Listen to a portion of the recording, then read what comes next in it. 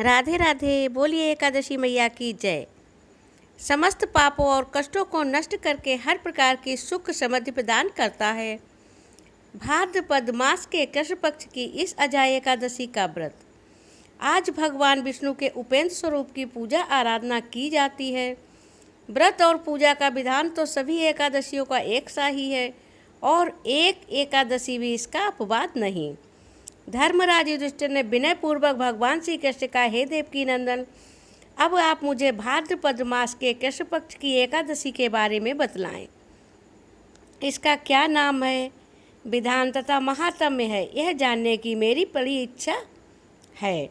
भगवान श्री कृष्ण का, हे कुंती पुत्र, जन्म जन्मांतर के सभी प्रकार के समस्त पापों को नाश करने वाली इस एकादशी का नाम अजा एकादशी है।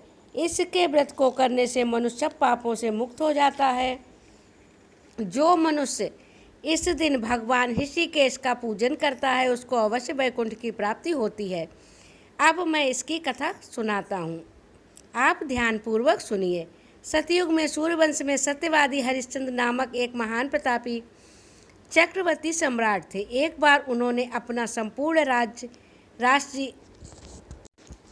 राज ऋषि विश्वामित्र को दान दिया और दक्षिणा चुकाने के लिए अपनी पत्नी, पुत्र तथा स्वयं को दास के रूप में बेच दिया। राजा शमशान में चांडाल का दास बनकर सत्य को धारण करता हुआ मृतकों का वस्त्र ग्रहण करता रहा, मगर किसी प्रकार से भी सत्य से विचलित नहीं हुआ। कई बार राजा चिंता के समुद्र में डूबकर अपने मन में विचार करने लगता कि मैं कहाँ जाऊँ, क्या करूँ, किससे मेरा उद्धार हो। इस प्रकार राजा को कई वर्ष बीत गए। एक दिन राजा इसी चिंता में बैठा हुआ था कि गौतम ऋषि आ गए। राजा ने उनको प्रणाम किया और अपनी दुख भरी गाथा सुनाई। राजा की बातें सुनकर गौतम ऋषि ने कहा, हे राजन, आज से 7 रोज बाद भाद्रपद मास के कृष्ण पक्ष की अजा नाम की एकादशी आएगी। तुम विधि पूर्वक उसका व्रत करो। इस व्रत के पुण्य के प्रभाव से तुम्हारे समस्त पाप नष्ट हो जाएंगे। राजा ने गौतम ऋषि के कहे अनुसार एकादशी आने पर विधि पूर्वक व्रत व जागरण किया। उस व्रत के प्रभाव से राजा के समस्त पापों का नाश हो गया।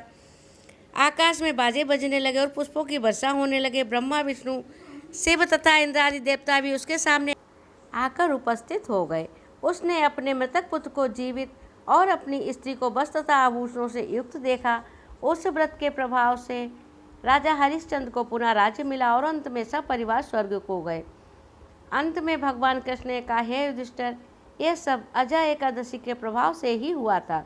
जो मनुष्य विधि पूर्वक इस व्रत को करते हुए रात्रि जागरण करते हैं उनके समस्त पाप नष्ट होकर अंत समय में स्वर्गलोक की प्राप्ति होती है। इस एकादशी की कथा के श्रवण मात्र से ही अश्वमेध यज्ञ का फल मिलता है। बोलिए एकादशी मैया की जय।